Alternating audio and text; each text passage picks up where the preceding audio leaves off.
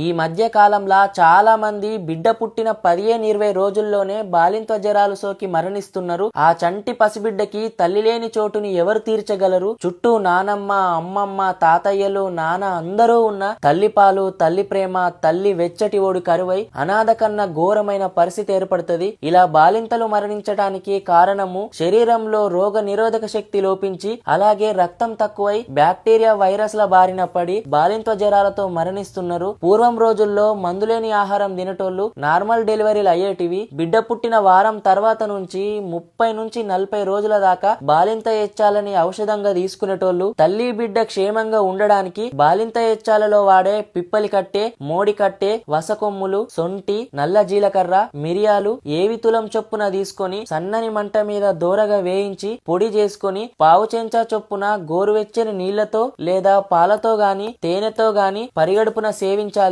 ఇలా తీసుకోవడం వల్ల తల్లికి రోగ నిరోధక శక్తి పెరిగి సర్ది, దగ్గు, బాలింత జ్వరం రాకుండా కాపాడుతుంది. ఒంట్లో నీరసం పోయి రక్తం బాగా పడుతుంది. కాళ్ళవాపులు, అరికాళ్ళ మంటలు, తిమ్మిర్లు, ఒళ్ళు నొప్పులు తగ్గుతాయి. బాలింత ఎచ్చాలు పల్లెటూళ్ళలో అయితే అంగడి బజార్లో బొట్టు పొట్లమ్మే బుకోల దగ్గర ఆయుర్వేదిక్ మెడికల్ షాపులలో దొరుకుతాయి. అంతరించిపోతున్న బాలింత ఎచ్చాల గొప్పతనాన్ని గుర్తు చేద్దామని ఈ వీడియో చేసిన. చాలా మందికి ఉపయోగపడుతుంది. వీడియో షేర్ చేయండి.